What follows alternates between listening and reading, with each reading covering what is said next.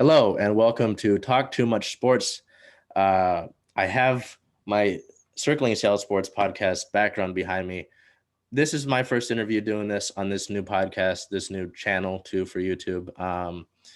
This is going to be the basketball interview series that I'm starting here with Abby Chin, Celtics sideline reporter working in the world of sports since the year of 2002. So a great deal of experience here, and I really appreciate having you on. This is new, so I will admit I probably might have to work some things out, but I just want to thank you for coming on and being my first interview here.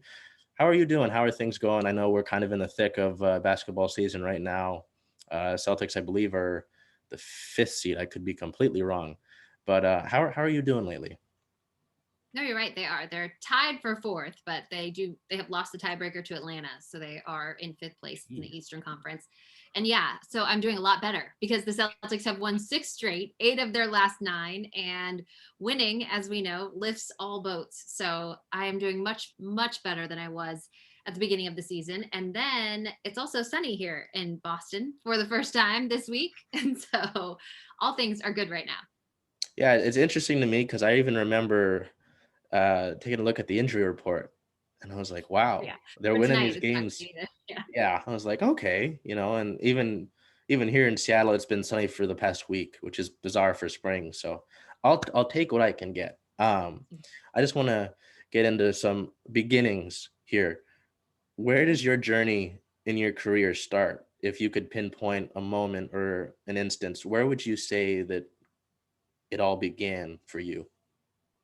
If we want to go way back, I would go back to high school. And when I was in high school, someone read the announcements, over a broadcast, and I did that one morning. And my English teacher asked me, "Have you ever thought about going into broadcast journalism?"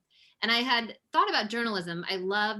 Um, I think I was headed towards journalism in general, but I didn't know at that time that you could only do TV. And so that kind of opened my eyes to that. And then, so I went to the University of Colorado for broadcast journalism. And it was there that I took a sports broadcasting class.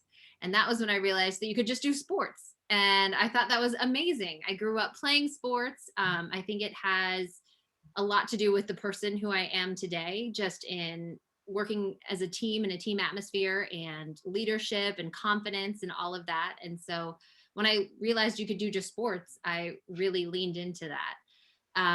And then my first job out of college was working behind the scenes as a production assistant at Espn. And I got that break by submitting a resume for an internship program 2 years before. But at the Oh, moment, wow. at the time, I should say, they were looking for diverse candidates. And so I call myself the diversity double whammy because I was a woman in sports. And then also my last name is Chin. I'm half Chinese. And so I checked 2 of those boxes, and they called me. I remember so vividly, they called me and I was pumping gas, and they said, "Would you want to come to Connecticut?" And I was like, "Yeah, I'll be there tomorrow. Like, whatever you need, I'm there." And so that's how I got my start. And then from there, my first on air job was in Montgomery, Alabama. And I had worked at ESPN for a few years and realized that if I was going to do the on air thing, I needed to do it now before I got too old, before, you have a family and things get tied down. And so the only station that called me back for my tape that I created while I was at ESPN was in Montgomery, Alabama. And so we moved to Alabama. I was making $9.50 an hour part time, and got laid off from that job, but thankfully picked up in Birmingham, Alabama, after the sports director in Birmingham had seen me working at one of the Nick Saban press conferences and saw how hard I was working. And so that opened up that door there. So that's the long-winded way of telling you my journey to being an on-air sports reporter. Definitely interesting to see how, at least in this industry and obviously different spots in sports in general, how people get to where they are, and obviously it's not just a one track flight all the time. You're going to probably bounce around a little bit. So it's always cool to me to see how someone gets where they are at the current moment, because even in the current moment, that can change. And Um, everyone's journey is different. oh, yeah. Oh, yeah. That's part of the reason I like doing these interviews is seeing and trying to put out that journey, seeing where people are. Obviously, I may see you, on the sidelines of a Celtics game, but what kind of story is there? Um, so that, that's part of why I like doing these. How would you rate your college experience? Because that's always, I mean, even in general, not just in sports, it's always some like, oh, university was a waste for me. Oh, university was, brilliant for me. As someone, in your position now, how did your college experience go overall, and how do you reflect back on it? I loved college. I had a wonderful time. I was at the University of Colorado in Boulder.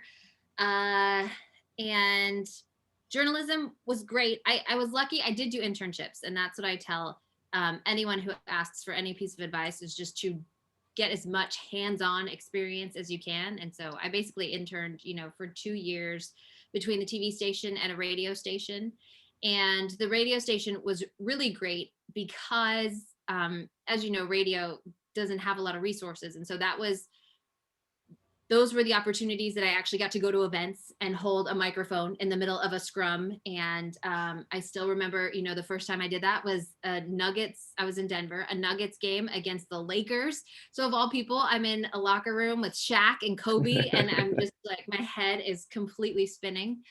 So, and I got to cover the Rockies as well, and go into the clubhouse, and they play every day. So you get that hands-on experience. The only thing I feel like, and this is absolutely something with my personality and that I still am working on today, is I did not ask for more opportunities to get reps in front of the camera. So when I was at the television internship, it was a lot of logging, and that's what we have here at NBC Sports Boston. You're just in a dark room logging interviews, or watching a game and logging when a certain play happens.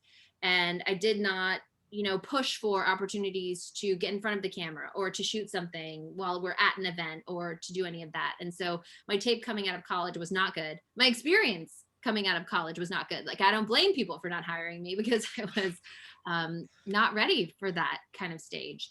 And so that would be my advice is, school is important. I believe that a degree is important, but it's also, what you make of it. So going out and getting those internships and then making the most of those experiences as well, I think is what's important.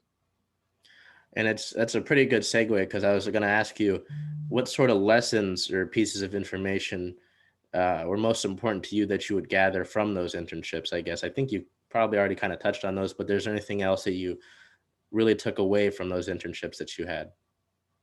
From the internships, it was for me that I should have spoken up more and asked to do a little bit more.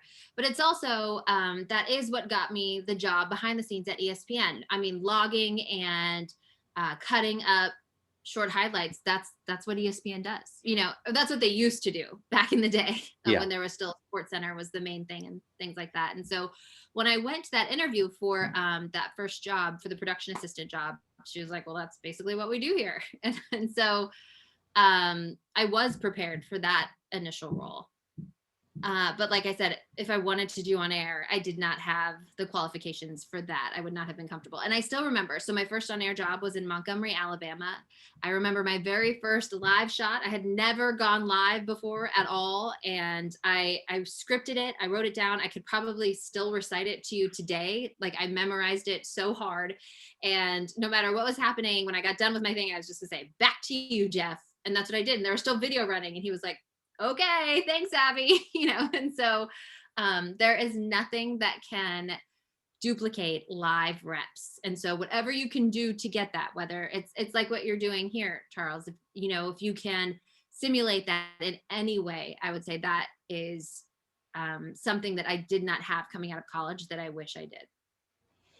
Now, to touch back with ESPN, how do you remember your time as ESPN? Was it, obviously you've talked about it, like you just said, you wanted more live reps, but obviously with ESPN was how big they are now. I mean, even back then, how do you remember your time at ESPN, and what kind of sticks out to you from whether, how day-to-day things are operated, or perhaps even how things have changed from then to now where they are currently?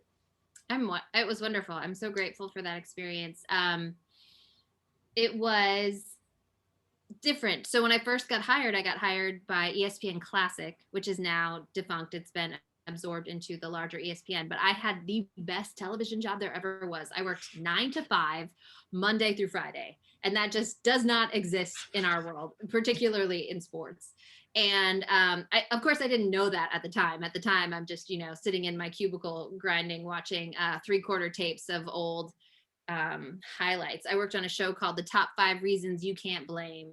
So one of them was you can't blame Greg Norman for never, actually winning the Oh, I see. Masters, that kind of thing. So it's just going through old video of golf tournaments, and that's for an example of what I was doing. And so I didn't know it at the time, but it was great. I was 9 to 5. I got an hour for lunch, and a lot of the PAs that were there at the time were around the same age. Everyone was coming out of college. It's your first job. And so we were still going out, having fun on the weekends. People were having house parties. And I met my husband, who is my husband now. He was my boyfriend at the time. We moved to Alabama together. We've moved across the country back and forth together. And so I look back on it fondly.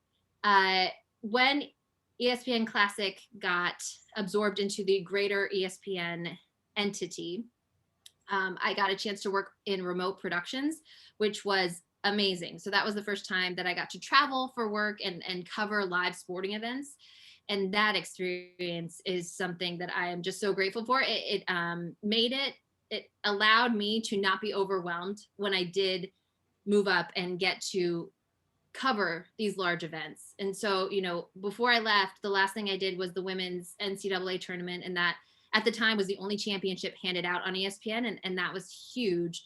But before that, I worked on Monday Night Football and working with that crew and just seeing what a television broadcast can be when you have 50 different cameras and they have 3 humongous live television semi trucks. And one of my jobs was to make sure that Tony Kornheiser had his pregame spiel printed out on an enormous poster board just in case the teleprompter didn't work. And so that was like my main job for whenever I was at the games. Not my main job, but that was one of my big jobs that I could not screw up. So it was things like that I am so grateful for those opportunities, and really did help to prepare me for everything that came after that. It's interesting to sort of, because I've spoken with a couple other, members of media here for Seattle, and kind of the main sense that I continue to get with, pursuing these careers is to kind of get your foot in the door, whether it's, holding up that poster board as a backup or, just essentially just getting your foot in the door. I spoke with Jen Mueller, who's had 20 years of experience in the field, and does our Mariners All Access and works sidelines for our Seahawks. And that was just kind of the main takeaways. You got to get your foot in the door. And it's always interesting to hear how that takes place in literal form, Absolutely. But it's also important of what you do once you get there. So working as hard as you can and making the most of those opportunities, because and that, like I said, that's what I got laid off from Montgomery, but someone saw me working hard, getting things done at a press conference and was willing to give me another opportunity. Now, it's interesting that you mentioned these opportunities because I want to talk about your time in Portland. Now, that was pretty cool to me because at least currently I don't have my Sonics right now. Time being, could be just a matter of time. Portland's the closest thing I've got. How do you remember your time in Portland? And, is there any way you could compare your time with the Trailblazers to your time with the Celtics? Obviously, it's a different environment, a different space, but are there any compare and contrast that you can remember between those two, and just how was your time in Portland with the Trailblazers? Portland was, like you said, getting my foot in the door with the NBA. Initially, I was hired, NBC, it's NBC Sports Northwest now, but at the time it was CSN, Comcast Sportsnet Northwest. Yes. And much of their programming was radio shows. So they had the Softy show on. And so we originally moved to Seattle, and I was doing updates during the Softy show because radio breaks are 6 minutes. And for television, that's just too long. So we would come up with about a minute. I'd talk for a few minutes and then go back to break. And then Softy would come up after that. But what was really cool at the time was just how good Pac-12 football was, from the Ducks, and even UW was coming up, and Oregon State was good at the time as well. And so Comcast Sportsnet started doing a 2-hour pregame Pac-12 show, which was amazing. But because I had come from Alabama, it was a really easy transition for me. And so I stepped in and got to host this 2-hour pregame show that we did every Saturday. And it was amazing. We had reporters on site. It also allowed me to keep, so I would go and cover the weekly UW press conference. It was Steve Sarkisian at the time.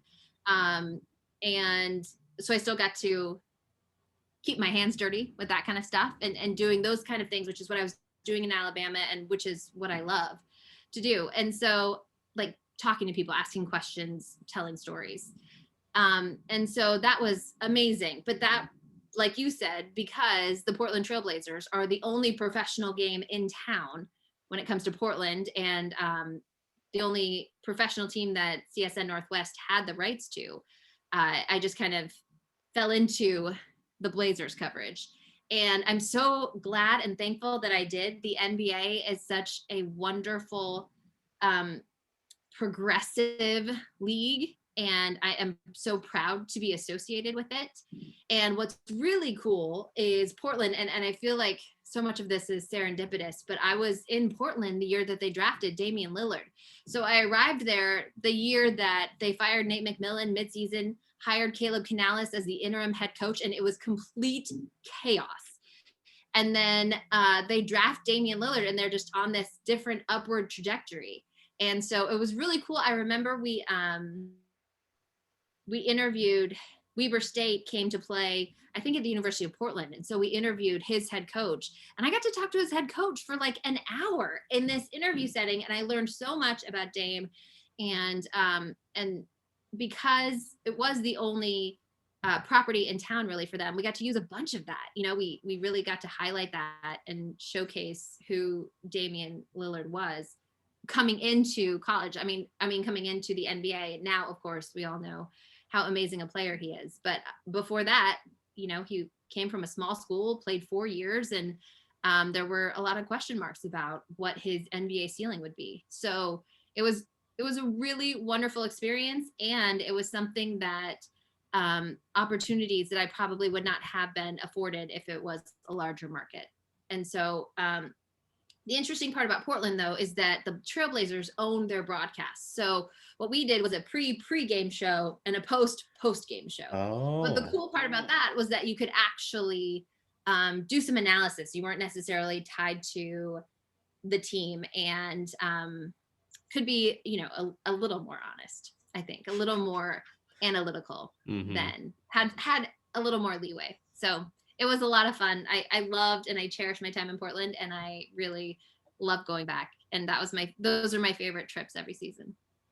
It's always really cool to me to think about, you know, a guy like Damian Lillard, because I'm going to take a side story here. My parents went to see a concert out in Portland. They said, "Did you want to go?" The Blazers were playing the Thunder in that nice, pretty memorable game there. And so I was in person for that shot. I was like, wow. And it had a little extra meaning just because it was OKC, you know. But it's just incredible to see what he means to obviously Portland, but as well as, you know, back down in Oakland, and just such a solid guy, you know. Really cool to see that. And it's interesting to me to hear how, you know, how these networks kind of work, you know, like you said, with having a post game show, or and having that sort of extra leeway and being a little more honest, because that is something I feel like comes with working with the team. Obviously, it's really cool to work with the team, but sometimes, you know, you might not be able to address that, I guess. And I guess I like that part of it more, just because it's like, hey, you know, you got to be a little bit honest with yourself sometime. But I do want to touch back on Pac-12 football. Do you miss, you know, working with the Pac-12 at all, or even football in general? Because like you mentioned with Monday Night Football, do you miss any part of that, or is that just something that you can kind of look back on and appreciate? I still watch, you know, I still pay attention. I'm still interested. And especially here in New England, the Patriots are king. And so everything that they're doing and that's going on. And unfortunately, the Tom Brady talk has died down, but now it's Cam Newton. So who I covered when I was in Auburn. in Alabama. So I don't. I love the NBA. I love that these players get to be themselves, that we get to see their faces and actually learn so much more about them. They're not wearing helmets all the time. And and I do feel like I like the fact that they can take, once you reach a certain level, they do get to take ownership of their careers and have control over some of that and actually have leverage and things like that. So I do enjoy that part of it. Um, and like I said, the league, I'm just so proud to be associated even loosely with the NBA. So I don't miss it. I do miss the Pac-12 and going to Autzen. I do miss those atmospheres. Going to a college football game and being there for all of the pomp and circumstance and ceremony that happens before the game, and is just something that you can't replicate. I feel like, especially in an NBA arena. But as far as where I am now, I am very grateful and excited to be where I am. I think it's really important that you mention how progressive the league is, because so often, I see what the league is doing in regards to so many things, from rule changes to policy changes, uh, to just taking a stand. And it's really cool to me to see that, because you kind of wish that the other leagues would follow suit. And also, in comparison, the WNBA does a great job in stepping forward in a lot of these issues that are, taking place in the world. Obviously, last year in the wobble, they took such charge with social justice, and I thought that's really cool. So both WNBA and NBA, I thought they always kind of do a good job of leading the way, and I really appreciate that. And hopefully that have a team that's part of that soon. There are some circumstances, from what I understand, that it's probably just a matter of time, and the Timberwolves aren't getting moved. I always thought that was kind of a silly thing for people to think about. Um, but yeah, I really do think it's so Which, cool. after everything that happened, I mean, with Oklahoma City, I don't know how it would feel to have a team ripped from somewhere Yeah, else. And wouldn't, so, yeah, at to least expand on and my end. Yeah, it wouldn't yeah. wouldn't be right. I mean, if I could take OKC, but I'm just kidding.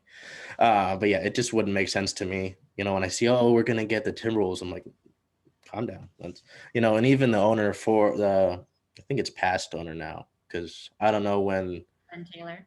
Yeah, I don't know when. Well, A-Rod, though, buying in. I don't know when he takes full ownership, but from what I understand, he was like, the NBA is looking to expand as opposed to relocate. So that's why I I have my reserved hope. To speak now on Boston, where do you start with NBC Sports Boston in that 2013-2014 year? How does that come into play? I was hired as a anchor reporter. We used to have a half hour highlight show, much like SportsCenter. It was called Sportsnet Central. And we just focused on the four major teams here in Boston, from the Patriots, the Bruins, the Celtics, and the Red Sox, which was great. It was awesome. Coming from Portland, so via Portland is how they found me here in Boston. And in Portland, I was freelance. And so this job in Boston was full time. And then, so I came in January. It was Doc Rivers the last season of KG and Paul Pierce, that big three. And so, everything got kind of shuffled in that summer. And that is when our management here at NBC Sports Boston decided to shake up the broadcast crew and asked me, because of my experience in the NBA, if I wanted to do sidelines.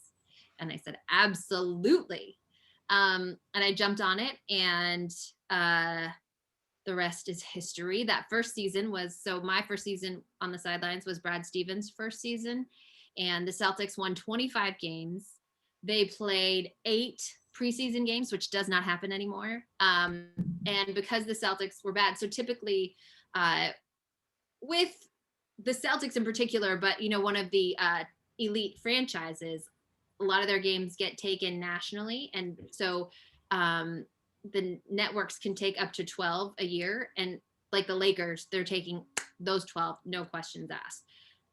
The Celtics were so bad that year that none of their games got broadcast nationally. Wow. And so we broadcast 90 games in full, And my producer, his name is Paul Lucy, and he's been there for decades now, was like, this has never happened. And everyone by the end of the season was just so exhausted. But for me, it was incredible because I got so many reps going and doing every game every night. And it was such a wonderful learning experience for me. And then plus it was the first time that I was traveling with the team.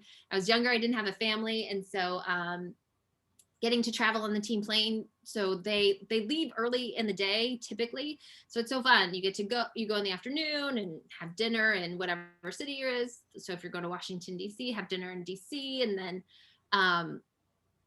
you're staying in the same hotels. And so now that I have kids, my travel plans were completely different, but it was just such a wonderful experience. And to be completely immersed in that world, I'm so grateful for it. And it helped me so much in my coverage of these players, building those relationships. And like I said, because it was Brad Stevens' first season, those relationships have lasted. Now I'm going to take a quick, oh, go ahead. I was just say he's still here, and for now I'm still here, so it's been nice. I wanted to take a quick detour. How different was covering the ski jump event at the 2018 Winter Olympics? How different, obviously the Olympics are a whole different event, how different was that compared to, your other past experiences working in this field?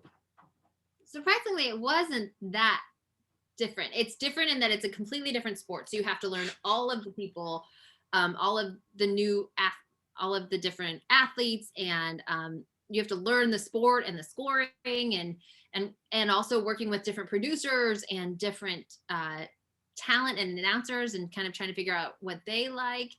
But it was amazing. So obviously that was my first experience covering the Olympics, and the fun part was getting on the plane. So they bring everyone together, you get to New York, and then it was a charter flight to South Korea.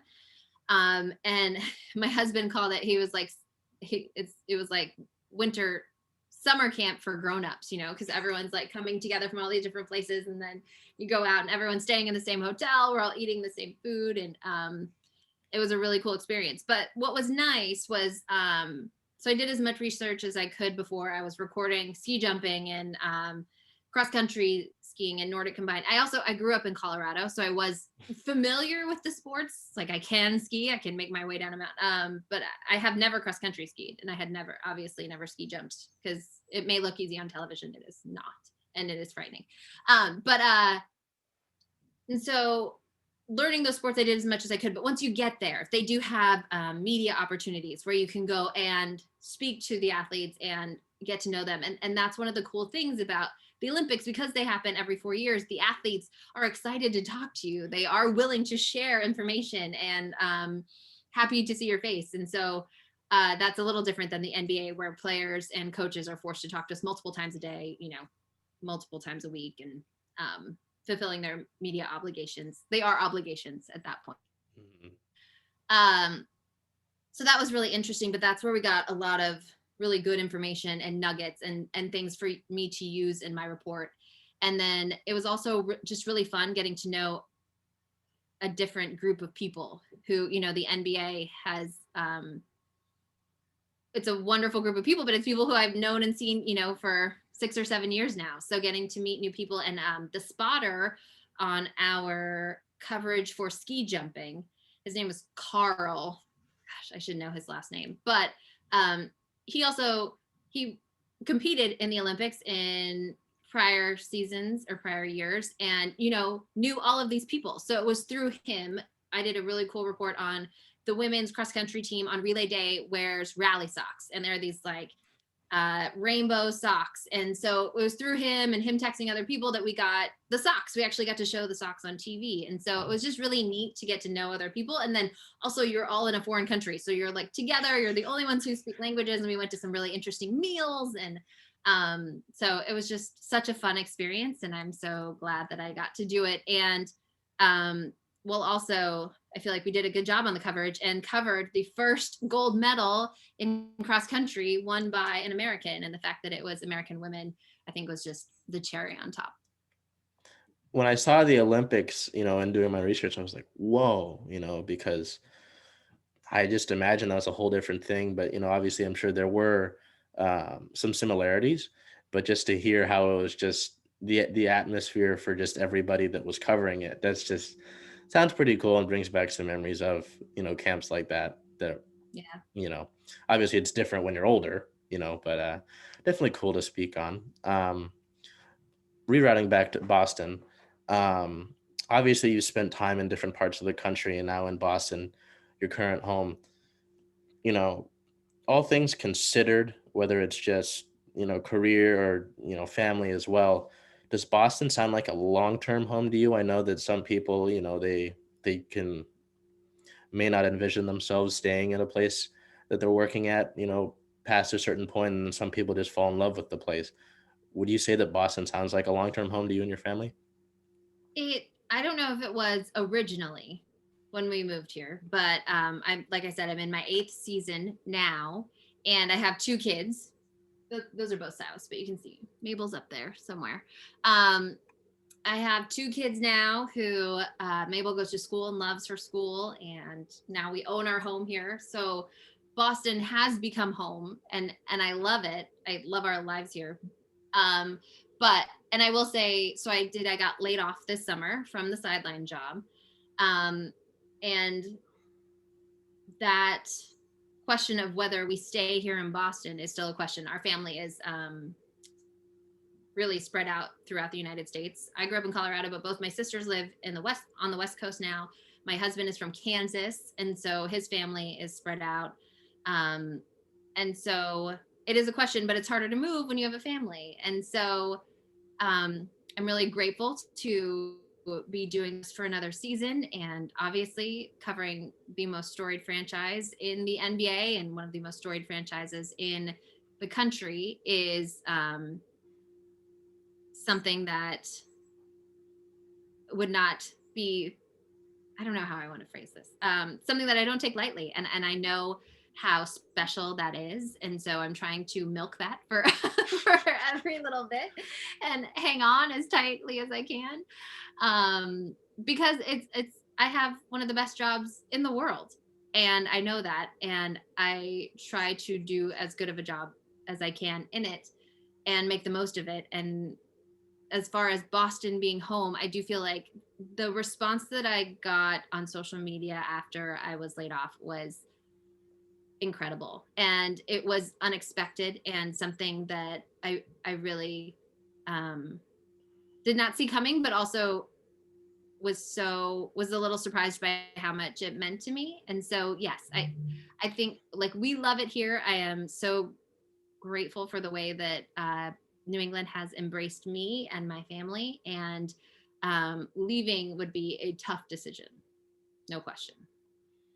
Yeah, it's definitely interesting to just think about the way because obviously, at least when I was younger, I guess I didn't think about it, but these different people who cover my sports here obviously aren't just from here. It's interesting to hear where they come from and where they've stopped. So, you know, to sort of hear about that and also in my research, see read up on how that all went down. And, obviously last year, so much happened. But just to see that reaction to it was pretty cool to me, at least. I was like, wow, and it's always really cool when you've got obviously people covering your team that, you can tell that they enjoy their job, as I can kind of get there from you. And just obviously when there's that mutual appreciation between the fans and the people that cover their sports, it's always really good to see. Obviously, you don't want to have, hate when someone's covering your team, but I don't know how often that happens. I don't think those people necessarily be in that position. So now I It is want to kind special. of, oh, go ahead. It is special. That's all I was going to say. Um, yeah, it's always really cool for me to think about that, and just not take some of these special people in broadcast for granted. Um, Now I kind of want to get into Celtics here. What is your time like working with Brian Scalabrine and Kendrick Perkins been like? How has that been, and how have those two guys been to work with? Keeping me on my toes at all moments. You never know what's going to happen. Perk's dog busting in. Perk's Pomeranian busting into a shot. No, it has been wonderful. I've worked with Scal now for, I think, 7 seasons. He came on full time, I think, that my second season. And so he's been a lot of fun. I've gotten to know him very well. And then Perk is just so much fun and up for anything and willing to do anything, and while you never know what he's going to say or what saying he has, whether it's when, if you see Marcus Smart in a fight with a bear, you look out for the bear because Marcus Smart's got it under control. Things like that, you never know what he's going to say, but he's also just wonderful in that you can throw anything at him and he has insightful commentary, but also something that is new and adds to whatever the conversation is. And so I love working with Perk, and I love working with Scal. I don't get to as much because he is on our broadcast full time now. So he really, now that I'm doing pre and post games, he's only in one segment of the show, but it is fun. And he too, you never really know what you're going to say, but he's much more into the basketball X's and O's and trying to break down why a play happened or why these decisions were made, versus Perk, who's just whatever up for everything. And so it's been so much fun and such a growing experience for me doing this night in and night out. I didn't realize I do look at the game from a different perspective, because on the sidelines, it was so much about, the storylines going into the night and what I'm following. And then also just making sure that I'm prepared for the post-game interview and those post-game conversations. And whereas now that I'm hosting the show, it's much more, it's a bigger picture mindset, kind of where they've come from, where they're going, who's in, who's out, and looking at the game as a whole versus I need to focus on these few guys and what they were doing, and what they have been doing. And so that's been a really good experience for me, and one that I'm still learning, I feel like, and growing in. And so that's what's been really cool about getting to host the pre and post game show every night. This one's not as, I guess, compelling. Do you have a favorite Celtics jersey from your time that you've been covering the team? Is there one that kind of sticks out to you? Obviously, with Nike doing the different city edition jerseys, is there any Their specific one banner that? edition is my favorite. It's the white one, and I don't know if it's new to this year or if it's from last year too. But it's the white one, and the numbers look like the banners that hang in the rafters. And the Celtics actually were undefeated in those jerseys. I don't know if that's still true, but they started out 7-0 in those jerseys. So I think they look great. I think it's tough with the Celtics because they're so iconic Mhm. that changing up the jerseys I'm not as big on. Even though I love what the Ducks get to do, and I love what the Seahawks do with all of their different jerseys, but the Celtics are just, they're tradition and it's iconic, and they are who they are for a reason. And so I don't love all of the different jerseys, but I really like their banner edition jerseys. Yeah, with that franchise, I don't think you can really go too out of the way Yeah, to you alter can't go those. too crazy. And Those like the those color, yeah, you're not like changing up the color schemes. I think you guys have got a pretty set model there, and I don't think. Yeah. I mean, they're iconic, like you said, and it's not like you can just. I don't think people are calling for a change. I think they're just kind of. That's something I think that's going to be set for a decent amount of time. I don't know if that'll ever really change too much. Um, how would you describe seeing Jayson Tatum grow over his time in Boston and become both the player that he is today and the man he is today? How has that been, sort of watching that growth over the period of time of his career so far? It's been really cool. I remember, and it's what made the beginning of this season and his struggles initially so hard to watch, because you know what he's capable of, and um, that he wants to be that guy, and he knows in his mind that he is a superstar. And I think that that's something that a lot of us in Boston who cover him every day and cover this team every day, and also dealing with the expectations of this team and of Jayson, not that we lost sight of it, but we didn't know at the time how much the coronavirus affected him, and it was still affecting him and affecting everything that he was doing. But it has been incredible watching him coming in as the number 3 pick, and he is not a quiet guy to people who know him, but he is very reserved and very you know, thinks about what he's going to say in his interviews, and is not open and boisterous versus like a Marcus Smart is. And so when you talk to him, he's pretty reserved and pretty quiet. And so he's just this young guy. And we make the joke all the time. He's still only 19 years old and he can do all of these things. But it was apparent, obviously, his rookie season, he can score from anywhere on the floor. He has the confidence to do that as well. And he was saying back then that he views himself and wanted to be an MVP in this league. And so to see his growth and his development, and then to see him now putting up 44 points, going toe to toe with Steph Curry in their last game, a week after he put up a career high 53 points inside TD Garden. It's pretty amazing. And it's really cool to see his dreams come to fruition. And then also just lately what he's been able to do despite all of the criticism that he faced in the beginning of the season. And so, and then of course his growth as a person, as a father with Deuce. And last year in our coverage, we were doing player specific days. So on Jayson Tatum Day, we had his mom, Brandy, on, and she talked about what a wonderful father he is. But she also said he has to be, because if you know Jayson's story, you know, he grew up basically just with his mom, and it was a struggle. And so it's something that he will not allow for his child, and something that she will not allow for her grandchild either. And so it's been a really cool story to watch. And I keep using this word today, but I'm just so grateful that I have gotten the opportunity to be there for all of it.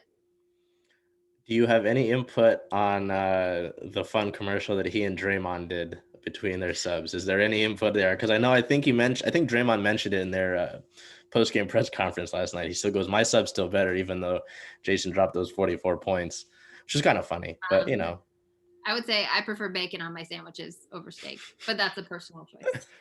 But that was funny to see, you know, and that's to even go back to what you said about the league. It's fun to see these guys just kind of be themselves, and see them just be who they are. You know, sometimes that's restricted in other leagues, which sucks, but you know, it's cool to see what the NBA does in that regard. What does a game day look like for you? Obviously, today that we're recording this is a game day. But yes, Charles, I don't know how much more time I have, but Okay, I'll cut down on it. Okay. A typical game day. So do you want to do now or when I was on the sidelines? How different are they? Pretty different. Well, I mean, we used to travel, so I would be on the road. But a typical day, either the Celtics or the visiting team will shoot around at about 10 or 11 in the morning.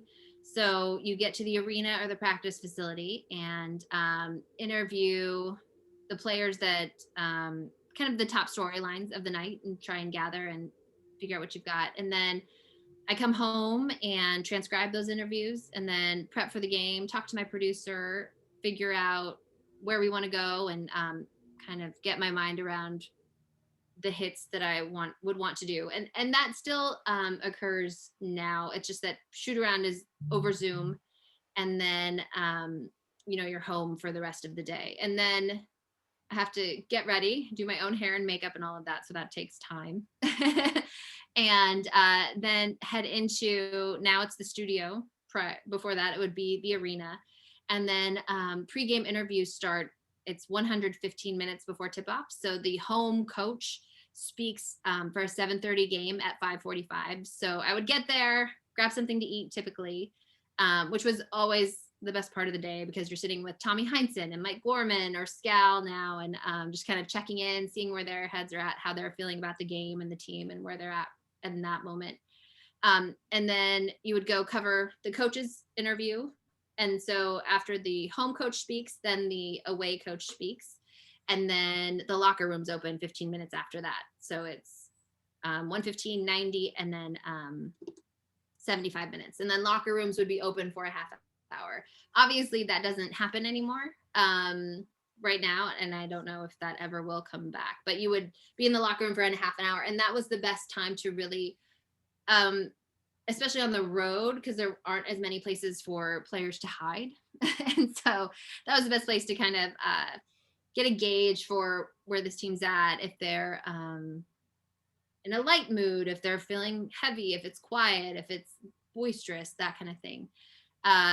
You can really get a feeling for that. And then typically my first hit when I was on the sidelines was about 45 minutes before the game. And then you're just kind of working through everything that you got pregame and trying to get everything together. Now we have our pregame shows go either an hour or a half hour, and it makes a huge difference in preparation and how much time you have for things. But then watch the game. Obviously, we have halftime and then post game. When I was on the sidelines, my main job was to obviously grab the interview post game on the court, which is the best part of the job. I mean, the most intense, because, you know, the questions change with every possession. But just to speak to these athletes, these people coming off of those highly emotionally charged moments is incredible, and something that you just can't really, I don't take for granted, and you can't get anywhere else. And so you have those moments, and then I would go back in the locker room and ask questions for post game, and then I was done. But now we do post game live, and those shows can go on for 45 minutes to an hour, and just picking Perk's brain on what's going on. I know that I'm kind of pushing you for time here, so I'm going to hit you with two more quick hitters. What kind of impact do you think Jabari Parker has on this year's team? I know that's kind of a newer thing, and Jabari's dealt with injuries in the past, but what kind of impact do you think that he can have on this year's team? Well, after that first game, I think a huge one. The Celtics, I'm not sure, would have won that game without him.